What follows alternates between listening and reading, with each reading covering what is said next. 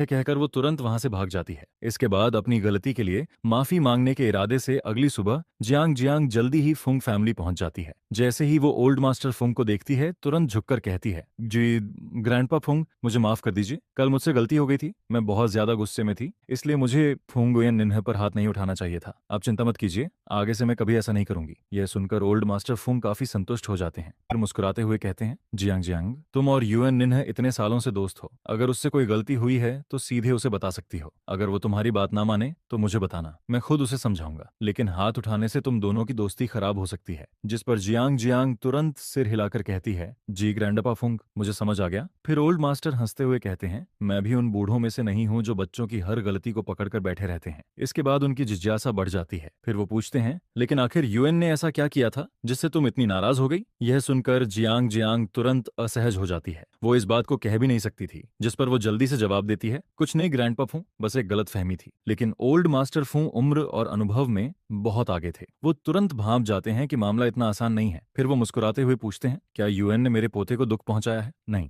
बिल्कुल नहीं। जांग जांग जल्दी से जवाब देती है। फिर टॉपिक बदलने के लिए पूछती है, वैसे भैया और फुंग उयन अभी तक उठे नहीं क्या? जिस पर ओल्ड मास्टर मुस्कुराकर कहते हैं, शायद कल रात ज्यादा थक गए थे, इसलिए अभी तक सो रहे हैं। यह सुनते ही जियांग जियांग के गाल हल्के लाल हो जाते हैं। कल रात ज्यादा थक गए थे, इस एक लाइन से ही इंसान बहुत दूर तक सोच सकता था। तभी ओल्ड मास्टर हंसते हुए पूछते हैं, जियांग जियांग, तुम्हें पोता पसंद है या पोती? यह सुनकर जियांग जियांग पूरी तरह चौंक जाती है। पोता, पोती? फिर उसके दिमाग में एक खतरनाक ख्याल आता है, क्या फुंग गुयननिंग प्रेग्नेंट हो गई है? लेकिन उनकी शादी को अभी कितना समय हुआ है, इतना जल्दी कैसे हो सकता है? जिस पर वो घबराकर पूछती है, ग्रैंडपा, क्या यूएननिंग प्रेग्नेंट है? ओल्ड मास्टर हंस पड़ते हैं, नहीं, मैंने तो बस यूं ही पूछ लिया। यह सुनकर जियांग जियांग राहत की सांस लेती है, लेकिन फिर वो सच में सोचने लगती है, अगर भैया का बच्चा हुआ तो? कुछ देर सोचने के बाद वो कहती है, मुझे तो पोता ज्यादा पसंद होगा, अगर वो बिल्कुल भैया जैसा निकला तो कितना अच्छा होगा। लेकिन अगले ही पल उसके दिमाग में एक और ख्याल आता है, अगर बच्चा फुंग उयेन इन्हें पर गया तो? यह सोचते ही वो तुरंत उस ख्याल को दिमाग से निकाल देती है। जिस पर ओल्ड मास्टर सिर हिलाते हुए कहते हैं, हाँ, मेरी भी यही सोच है।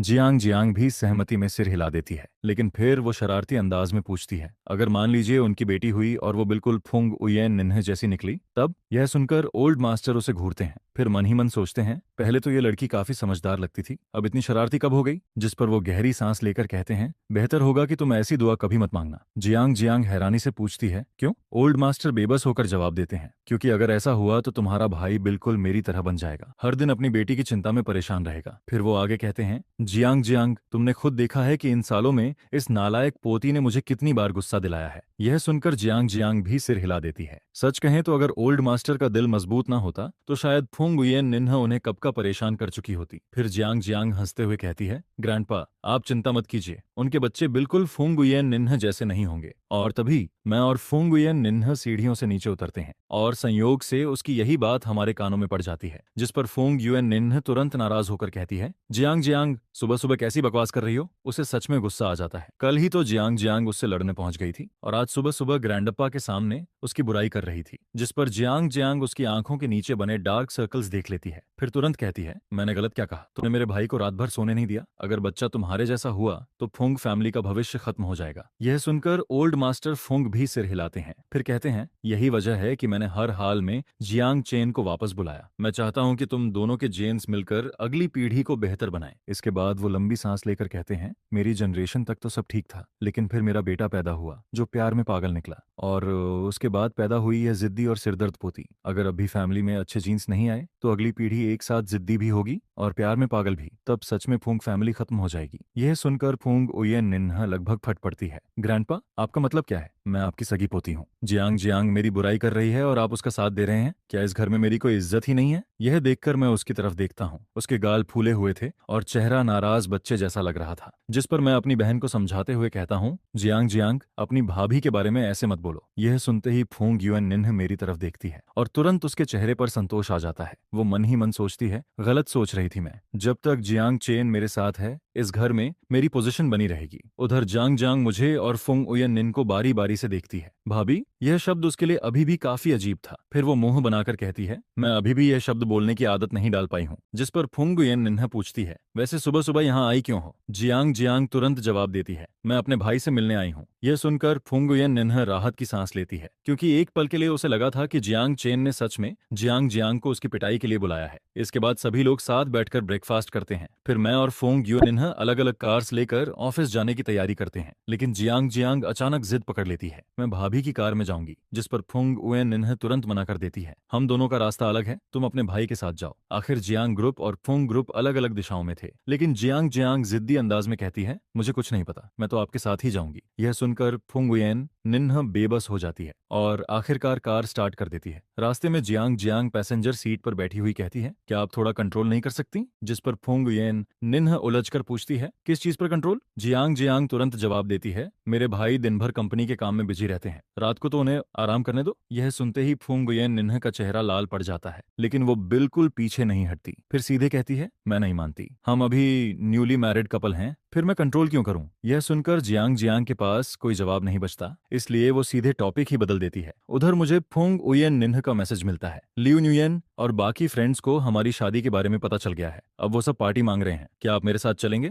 जिस पर मैं बिना ज्यादा सोचे जवाब देता हूँ, ठीक है। इसके बाद फुंग उयन निन्हा सारी अरेंजमेंट कर देती है और शाम को हम दोनों ऑफिस से जल्दी निकलकर रेस्टोरेंट की तरफ रवाना हो जाते हैं। फुंग उयन निन्हा ने बहुत ज्यादा लोगों को इन्वाइट नहीं किया था, सिर्फ लियू न्यूयन, बाच वाई, थच यू और कुछ दूसरी फीमेल फ्रेंड्स थीं जिनसे उसका काफी अच्छा रिश्ता था। जिसके बाद सभी लोग एक एक करके वहां पहुंचने लगते हैं। जो लोग इस बारे में कुछ नहीं जानते थे वे मुझे देखकर काफी हैरान हो जाते हैं। जिस पर जब फुंग उयन निन मेरा इंट्रोडक्शन देती है तो वे लोग और भी ज्यादा शॉक हो जाते हैं। आखिर फुंग उयन निन्हा ने इतनी चुपचाप शादी कैसे कर ली और ऊपर से उसका हस्बैंड इतना हैंडसम भी है। इसके बाद सबसे आखिर में बाच वाई आती है, लेकिन वह अकेली नहीं आती बल्कि अपने साथ एक काफी स्मार्ट और हैंडसम आदमी को भी लेकर आती है, जिसे देखकर वहां मौजूद कई लोगों के चेहरे पर दिलचस्पी भरे एक्सप्रेशंस दिखाई देने लगते हैं। वहीं मैं लोगों के चेहरे पढ़ने में काफी माहिर होता हूँ, इसलिए जैसे ही वह आदमी सामने आता है मैं तुरंत समझ जाता हूँ कि फुंग उयन निन्हा और उसके बीच का रिश्ता बिल्कुल भी साधारण नहीं है। जिस पर वह आदमी मुस्कुराते हुए फुंग उयन निन्हा के पास आता है और कहता है, उयन निन्हा, यह गिफ्ट मैं ट्रैवल के दौरान तुम्हारे लिए खरीद कर लाया हूँ। जिस पर फुंग उयन निन्हा वह गिफ्ट लेती है और शिष्टता से कहती है, थैंक यू। इसके बाद वह मेरा हाथ पकड़ लेती है और कहती है, मैं तुम्हें इंट्रोड्यूस करवाती हूँ, ये मेरे हस्बैंड हैं। फिर मेरी तरफ देखकर कहती है, गियांग थान, और उस आदमी की तरफ इशारा करके कहती है, ये मेरे फ्रेंड त्रान तांतु हैं। यह सुनते ही त्रान तांतु की आंखें फैल जाती हैं। वह अविश्वास से पहले फुंग उयन निन्हा को देखता है और फिर मुझे देखने लगता है। क्या उयन निन्हा, तुम क्या कह रही हो? क्या मैंने गलत सुना है? वह हैरानी से कहता है, मैं तो सिर्फ 1 महीने के लिए ट्रैवल पर गया था, इतने कम समय में तुम्हारी शादी कैसे हो गई? मुझे तो इसकी कोई खबर ही नहीं मिली। फिर वह सिर हिलाते हुए कहता है, नहीं, मैं यकीन नहीं करता, तुम जरूर मुझसे झूठ बोल रही हो। लेकिन अगले ही पल उसके मन में सवाल उठता है कि फुंग उयन निन्हा उसे झूठ क्यों बोलेगी। जिस पर मैं शांति से कहता हूँ, हेलो, मैं यूएन निन का हस्बैंड हूँ। यह सुनकर तांतु का चेहरा तुरंत उतर जाता है। वह दुख और मायूसी भरी नजरों से फुंग यूएन निन को देखता है। यूएन निन, ये क्या कह रही हो तुम? तुम्हारा तो बॉयफ्रेंड भी नहीं था, फिर अचानक हस्बैंड कहाँ से आ गया? फिर वह शक भरी नजरों से मुझे देखकर कहता है, क्या सिर्फ मुझे रिजेक्ट करने के लिए तुमने किसी को पैसे देकर एक्टिंग करने के लिए बुलाया है? जिस पर फुंग उयन निन्हा ठंडे स्वर में कहती है, नहीं, मैंने सच में शादी की है। हम दोनों मैरिज सर्टिफिकेट भी ले चुके हैं और यह जियांग जियांग के बड़े भाई हैं। ट्रांतांतु अक्सर जियांग जियांग के ग्रुप के साथ घूमता था, इसलिए वह उसे अच्छी तरह जानता था। जिसके बाद वह ध्यान से मुझे देखने लगता है। उसे साफ दिखाई देता है कि मेरी और जियांग जियांग की शक्ल में काफी समानता है और वह यह भी जानता है कि मेरे फैमिली बैकग्राउंड वाला इंसान किसी बेकार ड्रामा में हिस्सा नहीं लेगा, वरना बाद में अपर क्लास सर्कल में उसकी रेपुटेशन खराब हो सकती है। जिस पर उसे आखिरकार मानना पड़ता है कि हमारी शादी सच में हो चुकी है। यह एहसास होते ही उसकी आंखें लाल हो जाती हैं। उसके मन में पछतावा भर जाता है, काश मैं ट्रैवल पर नहीं गया होता। अगर मैं यहीं होता तो शायद मुझे पहले ही पता चल जाता कि फुंग उयन निन्हा शादी करने वाली है। शायद मैं इसे रोक भी सकता था। वहीं फुंग उयन निन्हा के चेहरे पर नाराजगी साफ दिखाई देने लगती है। वह सीधे कहती है, आज शादी के बाद पहली बार हमने सबको डिनर पर बुलाया है, इसलिए माहौल खराब मत करो। अगर तुमने हद पार की तो मुझे तुम्हें यहाँ से जाने के लिए कहना पड़ेगा। जिसके बाद सभी मेहमान आ चुके होते हैं और सब लोग डिनर शुरू कर देते हैं। हर कोई हमें लगातार शुभकामनाएं देने लगता है, जिससे पूरा माहौल काफी अच्छा बना रहता है। हालांकि ट्रान तान तो खुश नहीं होता, लेकिन वह कोई बवाल भी नहीं करता। वह बस अपनी सीट पर बैठा रहता है। कभी फुंग उयन निन्हा को देखता है तो कभी मुझे देखने लगता है। वहीं जब कभी मेरी नजर उस पर पड़ती है तो मैं भी उसकी तरफ देखने लगता हूँ। यह देखकर फुंग उयन निन्हा के मन में हल्की बेचैनी पैदा होने लगती है। वह सोचती है, कहीं ब्रदर थान मुझे और तान तांतु को लेकर गलतफहमी तो नहीं पाल रहे? लेकिन ऐसा कैसे हो सकता है? हम दोनों बचपन से सिर्फ फ्रेंड्स रहे हैं, मैंने कभी बॉयफ्रेंड नहीं बनाया, न ही किसी आदमी के साथ कोई एम्बिगियस रिलेशनशिप रखी। वैसे भी मुझे कभी कोई पसंद ही नहीं आया। डिनर खत्म होने के बाद सभी लोग क्लब की तरफ चले जाते हैं, जिसके बाद वहाँ गेम्स, सिंगिंग और ड्रिंकिंग शुरू हो जाती है। सब लोग काफी एंजॉय कर रहे होते हैं। वहीं मैं सोफा पर बैठा हुआ फोंग उयेन निन्हे को गाते हुए देख रहा होता हूँ। उसकी वॉइस बहुत खूबसूरत होती है और उसकी प्रेजेंस भी काफी शानदार होती है, जिस पर मैं चुपचाप उसे निहारता रहता हूँ। कुछ देर बाद उसका सॉन्ग खत्म हो जाता है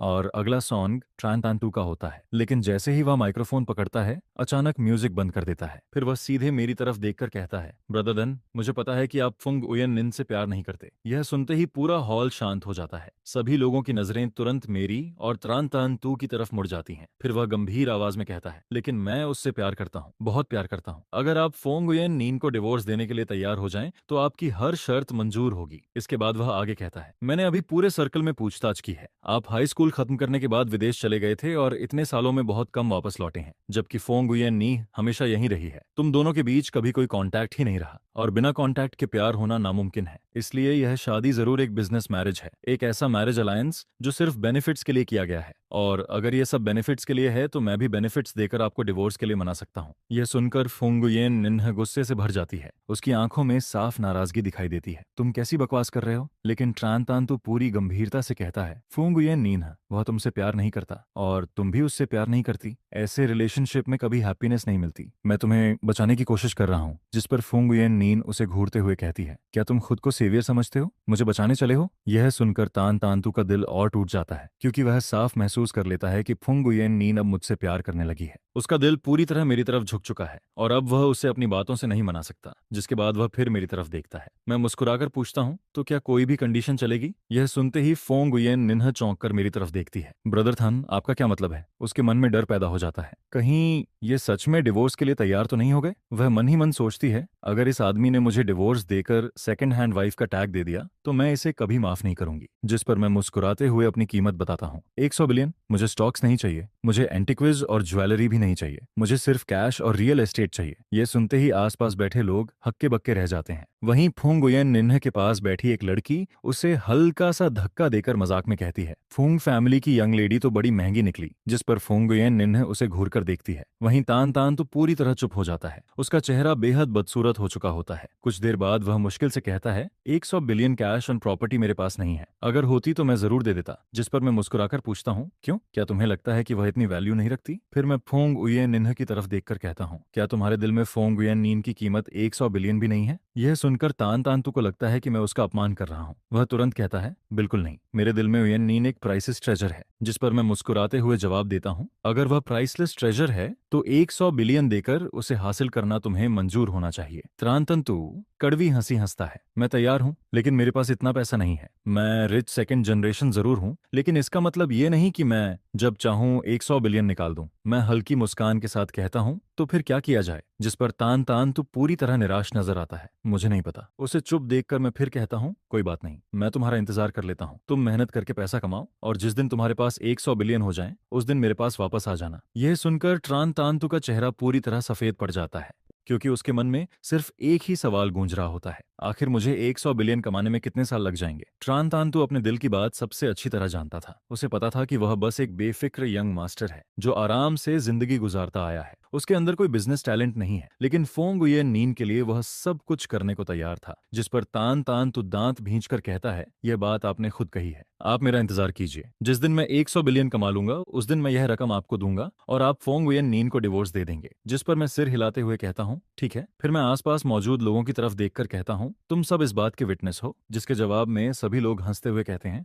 बिल्कुल, हम सब गवाह हैं। फिर कोई मजाक उड़ाते हुए कहता है, त्रान तांतु, तुम्हें मेहनत करनी पड़ेगी, जल्दी से 100 बिलियन कमा लो, वरना कुछ दशकों बाद जब फुंगुयेन निन्ह बूढ़ी हो जाएगी, तब 100 बिलियन देकर उसे हासिल करने का क्या फायदा रहेगा? यह सुनते ही फुंगुयेन निन्ह पास रखी फ्रूट प्लेट से एक सेब उठाकर उसकी तरफ फेंक देती है। तुम खुद बूढ़े और बदसूरत हो जाओगे। जिस पर वह लड़की आसानी से सेब पकड़ लेती है, एक बाइट लेती है और जोर से हंस पड़ती है। वाकई 100 बिलियन की यंग लेडी का रुतबा ही अलग है। वैसे यह फ्रूट किसने काटा है? इतना स्वीट कैसे है? 100 बिलियन की यंग लेडी के हाथों की कीमत ही शायद 1 बिलियन से ज्यादा होगी। फिर मीठा तो होना ही था। जिस पर आसपास बैठे लोग भी हंसने लगते हैं। तभी ट्रान तांतु पूरी ईमानदारी से कहता है, ओ यन्नन, इन लोगों की बातों पर ध्यान मत दो। तुम चाहे बूढ़ी हो जाओ या बदसूरत, मैं हमेशा तुम्हें पसंद करूंगा। यह सुनकर फुंग गुयेन निन्ह ठंडी आवाज में कहती है, ऐसा बोल रहे हो जैसे सिर्फ मैं ही बूढ़ी होंगी। क्या तुम लोग अमर हो? क्या तुम सब हमेशा जवान ही रहोगे? जिस पर एक और लड़की मजाक में कहती है, अगर ऐसा है तो फुंग गुयेन निन्ह को छोड़ दो और मुझे चुन लो। वह 100 बिलियन मांग रही है,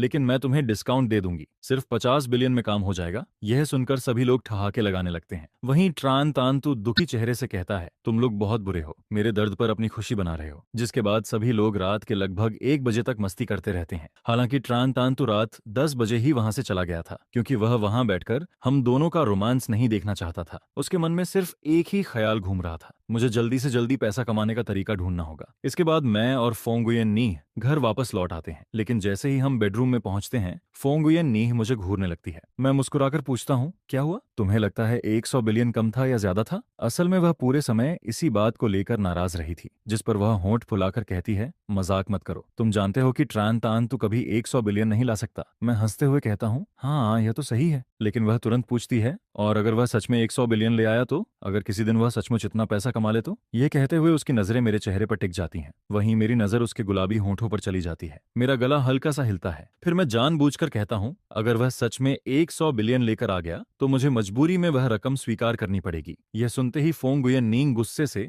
मेरे सीने पर मुक्का मार देती है। ग्यांग थान, तुम बहुत बुरे हो, क्या तुम सच में मुझे बेचने वाले हो? जिस पर मैं उसका हाथ पकड़ लेता हूँ और धीरे से उसे अपनी बाहों में खींच लेता हूँ। उसके सिर को अपने सीने से लगाकर मैं उसकी हल्की फूलों जैसी खुशबू महसूस करने लगता हूँ, और पता नहीं क्यों मेरा दिल अचानक नरम पड़ जाता है। फिर मैं उसके कान के पास धीरे से कहता हूँ, दुनिया में किसी को भी बेच सकता हूँ, लेकिन तुम्हें कभी नहीं। मेरी फोंग फैमिली की यंग लेडी तो प्राइसेस है। यह सुनकर उसके चेहरे पर हल्की मुस्कान आ जाती है, लेकिन वह फिर भी नखरे करते हुए कहती है, अभी क्लब में तो ऐसा नहीं बोल रहे थे, वहां तो मुंह खोलते ही 100 बिलियन मांग रहे थे। मुझे तो लगता है तुम पैसे के पीछे पागल हो गए हो। जिस पर मैं हंस देता हूँ और उसके मुलायम गाल को हल्के से छूते हुए कहता हूँ, मैं तुम्हारी प्रॉब्लम सॉल्व कर रहा था। जिस किसी की भी नजर तेज है वह समझ सकता है कि ट्रान तान तो तुम्हें पसंद करता है। अगर उसे पूरी तरह उम्मीद से बाहर नहीं किया जाता तो वह आगे भी तुम्हारे पीछे घूमता रहता। यह सुनकर फुंग उयेन नी कुछ सेकंड चुप रहती है, फिर धीरे से मेरी शर्ट पकड़ लेती है और धीमी आवाज में कहती है, लेकिन हमारे बीच कुछ भी नहीं था, हम सिर्फ फ्रेंड्स थे। मैंने कभी उसके बारे में वैसे नहीं सोचा। जिस पर मैं उसकी लाल होती आंखों को देखकर मुस्कुरा देता हूँ। मैं उससे कहीं ज्यादा उसे समझता था। ऊपर से देखने पर वह एक घमंडी यंग लेडी लगती थी, लेकिन असल में उसका दिल बहुत साफ और मासूम था। वह हमेशा अपने आसपास के लोगों के साथ दूरी और रिश्तों की सीमा साफ रखती थी। पहले भी जब जियांग जियांग ने उसे गलत समझकर कंपनी के नीचे परेशान किया था, तब मैं यह बात समझ गया था।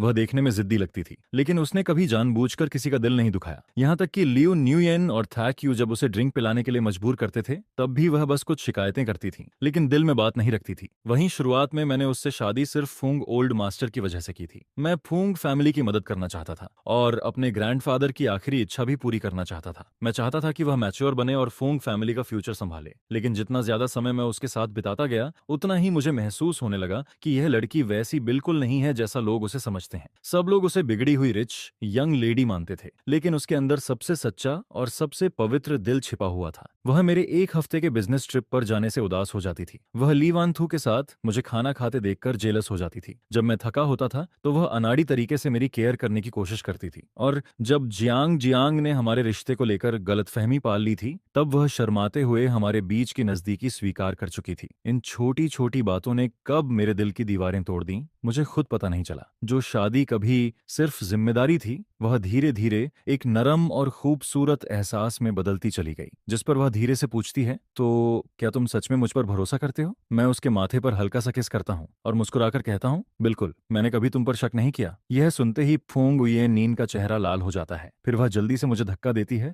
और खुद को संभालने की कोशिश करती है। मैं नहाने जा रही हूँ, अब मैं तुमसे बात नहीं करूंगी। लेकिन उसकी चाल देखकर साफ पता चल रहा होता है कि वह बेहद खुश है। आगे अगले दिन सुबह जैसे ही मैं नीचे आता हूँ, मुझे डाइनिंग रूम में बैठा जियांग जियांग दिखाई देता है। वह मुझे ऐसी नजरों से देख रहा होता है जैसे मैंने उसका बहुत बड़ा नुकसान कर दिया हो। जिस पर फुंगुयेन निन्ह दूध लेकर अंदर आती है और जियांग जियांग का चेहरा देखकर हंसी रोक नहीं पाती। जियांग जियांग, यह एक्सप्रेशन कैसा है? क्या किसी ने तुमसे पैसे उधार लेकर वापस नहीं किए? यह सुनकर जियांग जियांग उसे घूरता है और फिर मेरी तरफ देखने लगता है। ब्रोदर, क्या कल रात आप फिर ठीक से नहीं सोए? आपकी डार्क सर्कल्स तो और गहरी हो गई हैं। फिर वह वह शरारती मुस्कान के साथ कहता है, फूंग गुयेन नीन्ह, क्या आप थोड़ा कंट्रोल नहीं कर सकती? यह सुनते ही फूंग गुयेन नीन्ह का चेहरा टमाटर की तरह लाल हो जाता है। ग्यांग ग्यांग, क्या तुम हर वक्त ऐसी बातें करना बंद नहीं कर सकते? उसी समय फूंग ओल्ड मास्टर अंदर आते हैं और यह बात सुन लेते हैं, जिस पर वह हंसते हुए कहते हैं, यंग पीपल में एनर्जी ज्यादा होना बिल्कुल नॉर्मल है। वैसे मैं तो अपने ग्रेट ग्रैंड चाइल्ड का इंतजार कर रहा हूँ। यह सुनते ही फूंग गुयेन निन्ह शर्म से मेरे पीछे छिप जाती है और मेरी शर्ट कसकर पकड़ लेती है, जिस पर मैं उसके हाथ पर हल्की थपकी देता हूँ और जियांग जियांग की तरफ देखकर कहता हूँ, अपनी भाभी को छेड़ना बंद करो, जल्दी ब्रेकफास्ट खत्म करो और कंपनी जाओ। यह सुनते ही जियांग जियांग का चेहरा उतर जाता है। ब्रोदर, मैं सच में काम नहीं करना चाहता, मैं बस एक बेफिक्र रिच सेकंड जनरेशन बनकर जीना चाहता हूँ। लेकिन मैं सख्त आवाज में कहता हूँ, नहीं, तुम बहुत खेल चुके हो, अब कंपनी मैनेज करना सीखो। भविष्य में जियांग फैमिली की प्रॉपर्टी में तुम्हारा भी हिस्सा होगा। ल्यून्युएन और थच डुडू के पेरेंट्स तो पहले ही उन्हें कंपनी भेज चुके हैं। अब वे तीनों हर दिन साथ में ऑफिस जाते हैं। हालांकि शिकायतें बहुत करते हैं, लेकिन धीरे धीरे मैच्योर भी हो रहे हैं। उनका घमंडी स्वभाव भी काम के दौरान बदल रहा है और यही वह रिजल्ट था जिसकी मुझे उम्मीद थी। इसके बाद कार में बैठे बैठे फुंग उयेन निन अचानक पूछती है, वैसे उस समय तुमने मुझसे शादी करने के लिए हाँ क्यों कहा था? यह सुनते ही स्टीयरिंग पकड़ने वाला मेरा हाथ एक पल के लिए रुक जाता है। मैं उसकी तरफ देखता हूँ और धीरे से पूछता हूँ, क्या तुम सच सुनना चाहती हो? जिस पर वह सिर हिलाती है। वहीं मैं हल्की सांस छोड़ते हुए कहता हूँ, सच ये है कि शुरुआत में ग्रैंडफादर ने मुझे ढूंढा था। जो कंडीशंस उन्होंने रखी थी उन्हें मैं मना नहीं कर सकता था और मैंने ग्रैंडफादर से 2 वादे भी किए थे। पहला, तुम्हें एक बेहतर इंसान बनाना, और दूसरा, फुंग फैमिली के लिए एक हेयर देना। लेकिन अब मैं उसकी आंखों में देखते हुए कहता हूँ, अब मैं सिर्फ तुम्हारे साथ एक शांत और खुशहाल जिंदगी जीना चाहता हूँ। उयेन निन्ह, अब यह रिश्ता किसी बेनिफिट की वजह से नहीं है, न किसी प्रॉमिस की वजह से, यह सिर्फ तुम्हारी वजह से है। यह सुनते ही फुंग उयेन निन्ह अचानक सिर उठाकर मेरी तरफ देखने लगती है। उसकी आंखों में हैरानी साफ दिखाई दे रही होती है, साथ ही थोड़ा अविश्वास भी। वह धीरे से पूछती है, क्या तुम सच कह रहे हो? जिस पर मैं मुस्कुराकर जवाब देता हूँ, हाँ हाँ बिल्कुल सच। मुझे तुम्हारा घमंडी अंदाज पसंद है, मुझे तुम्हारी मासूमियत पसंद है, मुझे तुम्हारा वह स्वभाव पसंद है जहाँ तुम मुंह से कुछ और बोलती हो लेकिन दिल में कुछ और होता है, और सबसे ज्यादा मुझे तुम्हारे साथ बिताया हर पल पसंद है। ये कॉन्ट्रैक्ट मैरिज मेरे लिए बहुत पहले ही रियल मैरिज बन चुकी है। यह सुनते ही उसकी आंखें लाल होने लगती हैं। फिर वह हल्की शिकायत भरे स्वर में कहती है, ग्यांगथान, तुमने ये बात पहले क्यों नहीं कही? मैं हमेशा सोचती रही कि तुम सिर्फ ग्रैंडफादर से किए गए प्रॉमिस की वजह से मेरे साथ हो। जिस पर मैं उसके बालों को सहलाते हुए कहता हूँ, ये मेरी गलती थी, मैंने तुम्हें इतने समय तक परेशान होने दिया। इसके बाद हम कंपनी पहुंच जाते हैं। वहीं दोपहर में जब मैं अपना काम खत्म करता हूँ तभी लीवांथू का फोन आ जाता है। ग्यांगथान, क्या आज रात तुम फ्री हो? क्लास रियूनियन है, सब लोग चाहते हैं कि तुम भी आओ। जिस पर मैं बिना सोचे जवाब देता हूँ, माफ करना, आज रात मुझे अपनी वाइफ के साथ रहना है। यह सुनकर दूसरी तरफ कुछ सेकंड की खामोशी छा जाती है। फिर लीवांथू मुस्कुराते हुए कहती हैं, मैं समझ गई, तुम्हें हमेशा खुशियां मिलें, थैंक यू। मैं फोन रख देता हूँ और मेरे दिल में कोई हलचल नहीं होती, क्योंकि पुराने क्लासमेट्स की भावनाएं समय के साथ बहुत पहले ही धुंधली हो चुकी थीं। अब मेरे दिल में सिर्फ एक ही इंसान था, फुंग उयेन निन्ह। शाम को ऑफिस खत्म होने के बाद जैसे ही मैं नीचे आता हूँ, मुझे फुंग उयेन निन्ह कार के पास खड़ी दिखाई देती है। वह मेरा इंतजार कर रही होती है। उसके हाथ में एक थर्मस बॉक्स भी होता है, जिस पर मैं हैरानी से पूछता हूँ, तुम यहाँ क्यों आई हो? मैं जल्दी से उसके हाथ से थर्मस ले लेता हूँ, जिस पर वह मुस्कुराते हुए कहती है, मैं तुम्हारे लिए सूप लाई हूँ। यह बर्ड नेस्टेड सूप है, मैंने इसे बुक में दिए गए रेसिपी के हिसाब से बनाया है। यह शरीर के लिए बहुत अच्छा होता है। यह सुनकर मेरा दिल गर्माहट से भर जाता है, जिस पर मैं उसका हाथ पकड़ता हूँ और हम दोनों घर की तरफ लौट जाते हैं। घर पहुंचते ही फुंग ओल्ड मास्टर हमें साथ साथ चलते हुए देखते हैं, जिस पर उनके चेहरे पर बड़ी मुस्कान आ जाती है। फिर वह कहते हैं, वेडिंग की सारी तैयारी हो चुकी है, 2 महीने बाद सेरेमनी होगी। मैं चाहता हूं कि पूरे सिटी को पता चले कि तुम फुंग फैमिली के ऑफिशियल सन इन लॉ हो। जिस पर मैं सम्मान से जवाब देता हूं, सब कुछ आपकी अरेंजमेंट के अनुसार होगा ग्रैंडफादर। रात को जब हम बेड पर लेटे होते हैं तब फुंग उयेन निन्ह मेरे सीने से लगकर धीरे से कहती है, पहले मुझे लगता था कि मैरिज सिर्फ एक बंधन है और ग्रैंडफादर द्वारा दिया गया एक टास्क है, लेकिन अब उसके चेहरे पर मुस्कान आ जाती है। अब मुझे बहुत खुशी महसूस होती है और आगे मैं इससे भी ज्यादा खुश रहूंगी। फिर वह अचानक सिर उठाकर चमकती आंखों से कहती है, वैसे मैं इन दिनों कंपनी में ट्रेनिंग ले रही हूँ। ग्रैंडफादर कह रहे थे कि मेरी प्रोग्रेस बहुत तेज है, भविष्य में मैं तुम्हारी मदद भी कर सकूंगी। यह सुनकर मैं मुस्कुरा देता हूँ। मेरी यूएन निन्ह सबसे बेस्ट है। वह यंग लेडी जो कभी सिर्फ पार्टीज और फन के बारे में सोचती थी, अब धीरे धीरे मैच्योर हो चुकी थी। अब वह अपने दम पर जिम्मेदारियां संभालने लगी थी और इस तरह फुंग गोल्ड मास्टर से किया गया मेरा वादा भी आखिर पूरा हो चुका था। इसके इसके बाद समय धीरे धीरे आगे बढ़ता रहता है। लियू न्यूयन, थचू और जियांग जियांग भी कंपनी में स्टेबल होने लगते हैं। उनका पुराना घमंड धीरे धीरे गायब हो जाता है और वे पहले से ज्यादा समझदार बन जाते हैं। वहीं ट्रांतान तो भी अब फुंगुयन निन्ह को परेशान नहीं करता। कभी किसी इवेंट में मुलाकात हो भी जाए तो बस सिर हिलाकर ग्रीटिंग कर लेता है। उसने आखिरकार अपनी ऑब्सेशन छोड़ दी थी। दूसरी तरफ ली वान थू को भी अपनी खुशी मिल चुकी थी और अब उसका हमारी जिंदगी से कोई लेना देना नहीं था, जिस पर धीरे धीरे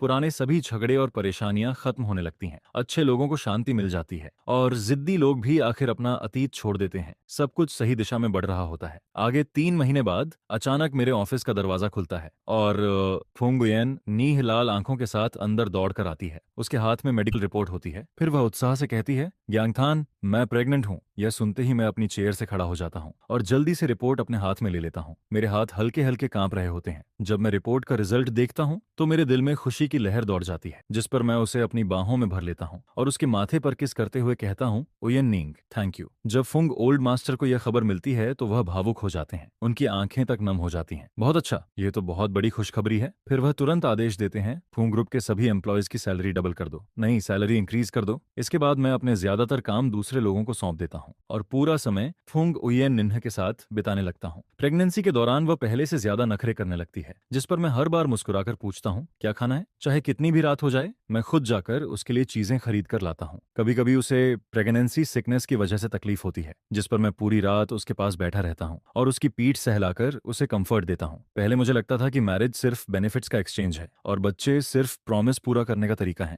लेकिन अब मुझे समझ आ चुका था कि उसके साथ रहना और हमारे बच्चे का जन्म होना, यही वह फैमिली थी जिसकी मुझे हमेशा तलाश थी। आगे 9 महीने और 10 दिन बीत जाते हैं और आखिर वह दिन आ जाता है। डिलीवरी रूम के बाहर मैं बेचैनी से चक्कर काट रहा होता हूँ। मेरे हाथ पसीने से भीगे हुए होते हैं। तभी अचानक बेबी के रोने की आवाज सुनाई देती है, जिस पर मेरा दिल आखिर राहत की सांस लेता है। कुछ देर बाद नर्स बेबी को लेकर बाहर आती है और मुस्कुराकर कहती है, मिस्टर जियांग, यह एक बेटा है। मदर और बेबी दोनों बिल्कुल हेल्दी हैं। यह सुनते ही मैं तुरंत डिलीवरी रूम के अंदर चला जाता हूँ। वहाँ फुंग उयन निन्ह थकी हुई बेड पर लेटी होती है, जिस पर मैं उसका हाथ पकड़कर कहता हूँ, तुमने बहुत मेहनत की है। वह मुस्कुराकर बेबी की तरफ इशारा करती है, ग्यांगथान, हमारे बेटे को देखो। बाद में फुंग ओल्ड मास्टर बच्चा नाम रखते हैं, ग्यांग निम्फुंग। इस नाम का मतलब होता है फुंग उयन निन्ह के लिए हमेशा रहने वाली याद और प्यार, यानी हम दोनों हमेशा साथ रहेंगे। आगे बेबी के 1 मंथ सेलिब्रेशन वाले दिन वेडिंग सेरेमनी और फुल मून बैंक्वेट एक साथ आयोजित किए जाते हैं। पूरा माहौल बेहद भव्य और शानदार होता है, जिस पर जांग जांग बेबी को गोद में लेकर हंसते हुए कहता है,